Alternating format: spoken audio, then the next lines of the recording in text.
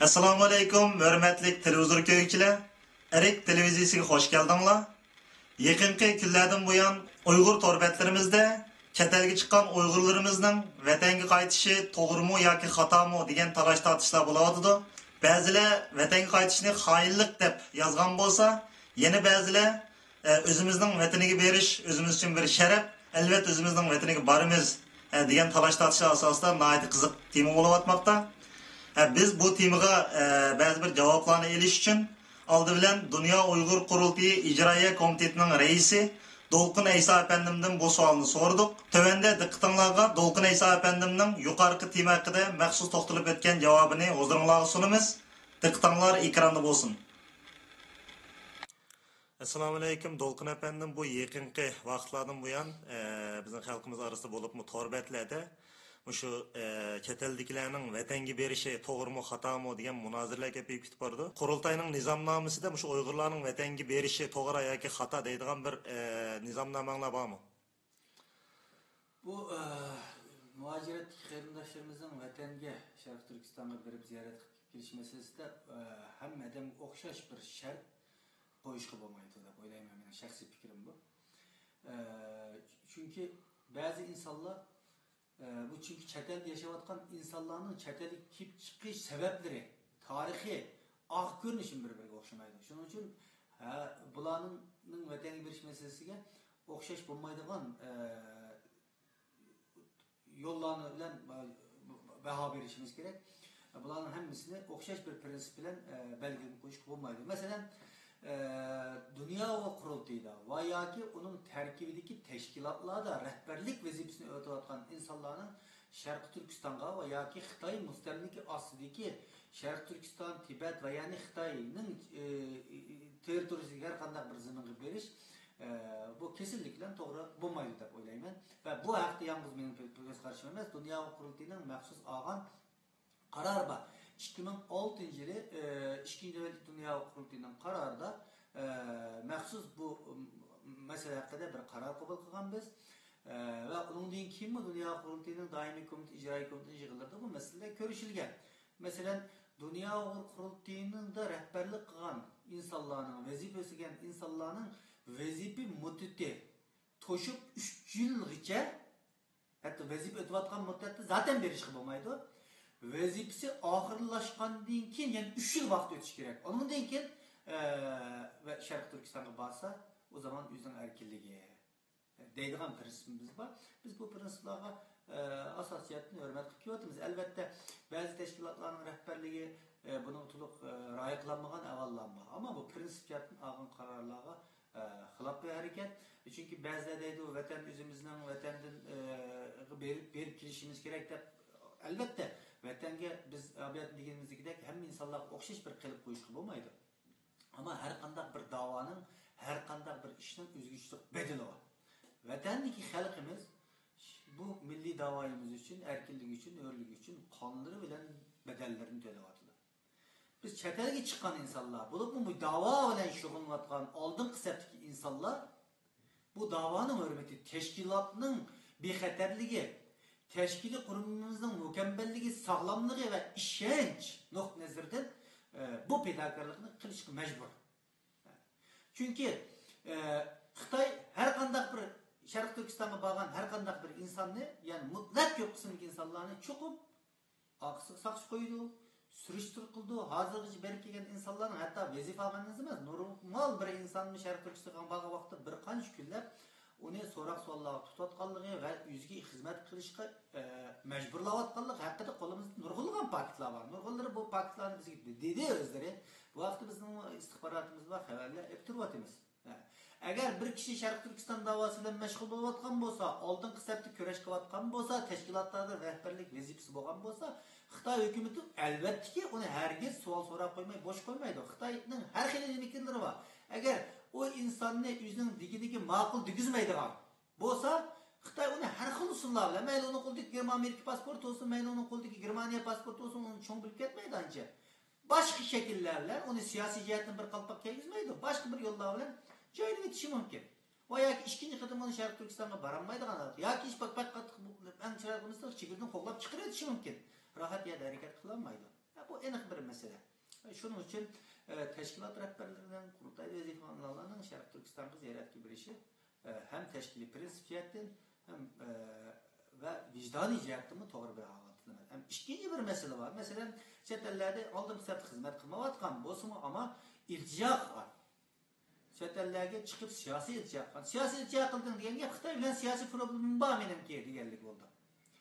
Şu iltica kılan devlet hükümeti şu insanların şu hikayesine veya ki şu sergüzeşçisi işengenlik üçün hakikaten bu şey Xitay'dan kaçmagan bolsa hayatı takip asıl. Çünkü şuna da iltica kıldığın gibi ben Xitay'dan kaçmagan bolsam hayatım hevip aslında. Ben hayatımda qoğdap kılış üçün çetele keçip çıkıp sizler gibi iltica kıldım deydiğin gibi. Sergüzeşçisi okşamaydı ama anı prinsip mu şu.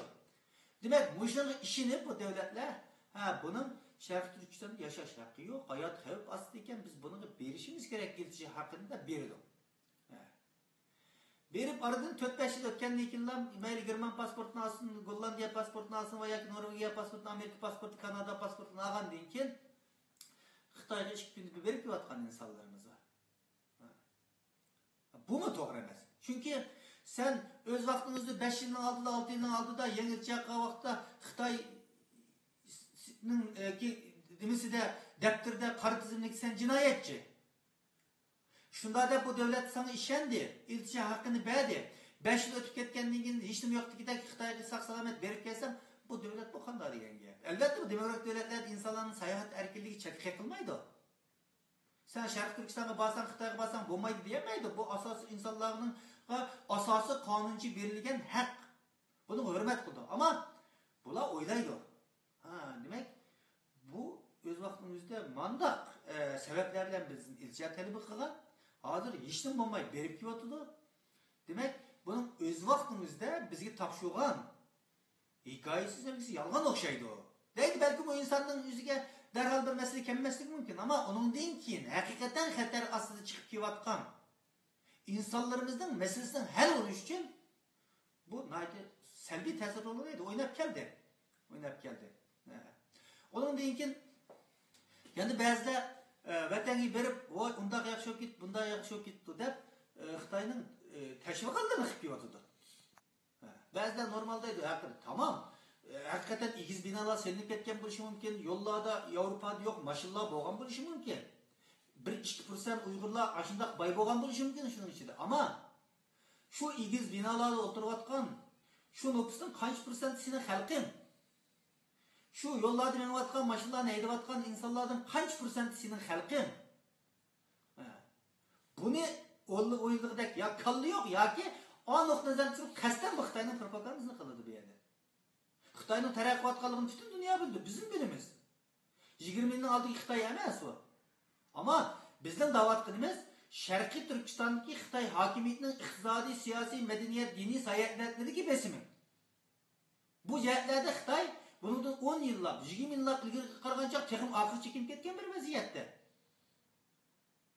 Sen bularni nima deb ko'maysayaga borgan vaqtingizda. Demak, bu yerda ba'zileri bilib, ba'zileri bilmay qaytib kelganki Xitoyning tashviqotini qilyotdi. Tashviqot. Balki Xitoylar ba'zilariga shu vazifani bergan bo'lishi mumkin. Shuna sabablar bilan buyakilib salbiy ta'sir o'ynayotgan. Ondan keyin Xitoy hukumatı chet eldagi butun ma'lumotlarga qiziqadi. Her qanday bir ma'lumot. Ba'zi insonlarimiz bu hammadan bilayotgan masala bo'lsa, buni Xitoy men demasam Xitoy biladi o. Demek bizim insanlarımızın kalısının adliliğidir. Chet eldeki her qanday bir mayli biz torbetlerimizi ilan qilgan narsamizni Xitoy bilishi mumkin ama şu insanlarımızdan erizdan olgan bir ma'lumot Xitoy uchun qimmatli axborot bu yerda. Xitoy uni foydalangan yerini foydalanadi zamoni kelganchagimizda. Nurg'on insonlarimiz buni his qilmaydigan gap. Şunun albatta biz bu insanların vatanga berishini tashabbus qilmaymiz. Ama berib kelganlarning hammasini Xitoyning jasusi deb undan muomala qilishga bo'lmaydi. Undan muomala qilishga bo'lmaydi. Hozir bu jasuslik masalasini oddiy bir masala bo'lib qoldi. Hammadan jasuslaydigan bo'ldi. Albatta Xitoy zo'rlashi mumkin, ba'zilar vijdonidan bir qadam ikkinchi qadam bormasligi mumkin. Ama her yili qo'g'illikning yo'lda qilgan insonlar albatta bundan gumonlanish to'g'ri.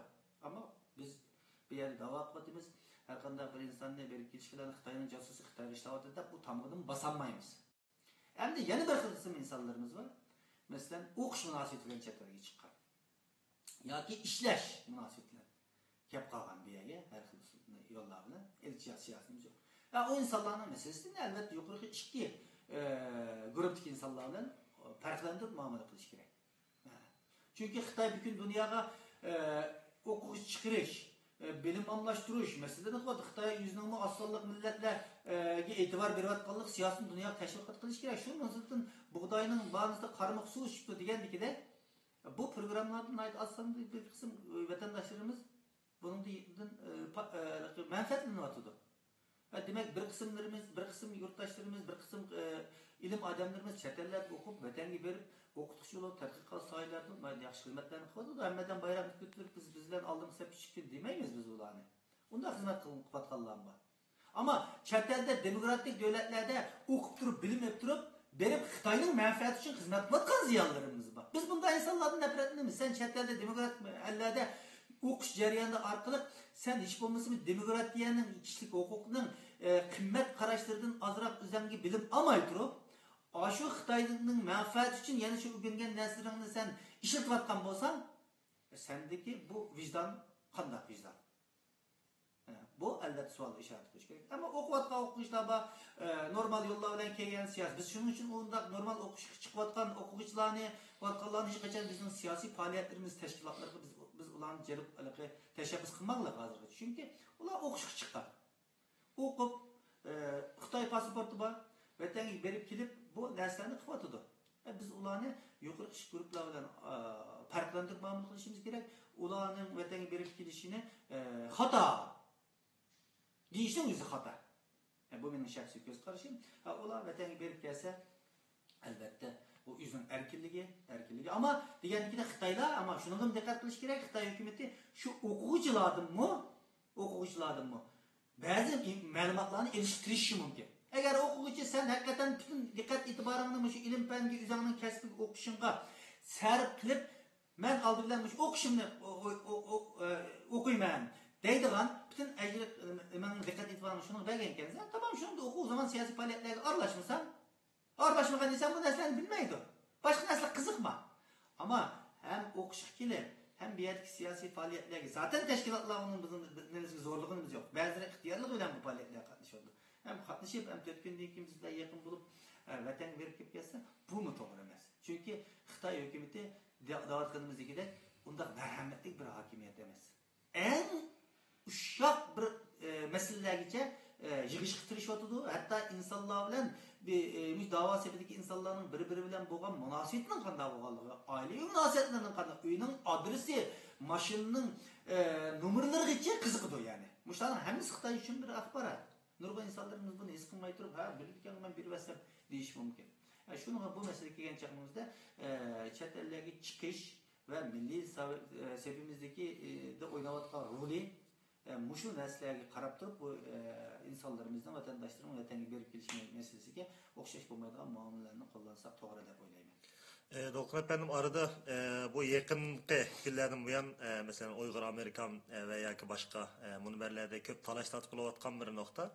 Bu şu kurultay rehberlerinin ailesi, ballarının vatanga kirip çıkışının to'g'ri yoki xato ekanligida hemen talaş çarç buluyordu. Bunun bu kurultayının bir nizamnaması var mı? Ben yukarı dep ettim koy. Demek kurultayınki bu meselede karar var. Dünya kurultayda vazife algan insanlar emas, hatta dünya kurultayı terkibideki teşkilatlarda hizmet kılan insanların aç vazifesi tükengen 3 yıl vakt içeriği vatanga bir iş kılmaydı. Eğer bizning qonunimiz bo'lgan bo'lsa, dünya kurultayının jazolaydigan mahkemeye verdiğin sot mahkememiz bo'lgan bo'lsa, bu insan jazolanishi kerak. Çünkü bu qonun xilaf qilibdi kategorisiga kirgizdi. Ama biz faqat hazır vicdan mahkemesiz jazolayalaymiz. Albatta, ayoli bol. Mesela unumu kategoriyalar bo'yicha nizomlanamiz. Mesela bazı bu dava sepetida bo'lgan dünya kurultayı rehberlik qilgan insonlarning yüzün meselesi ama bunun bivas tuqqanlari. Bizim bu vaqt qarorimiz var. Mesela xutuni veya ki bivas yüzün ballari vatanga berishi mu cheklangan dünya kurultayının mesele. Şununla ben dünya kurultayda bunda vazifem var ama benim xotin ballarining vatan kirib chiqishida mesele yo'q deyishimiz mumkin emas. Bu prensip to'g'ri emas. U inson insanların mı, xotin ballarının vatanga berishning o'zi bizning prinsipimizga xilof.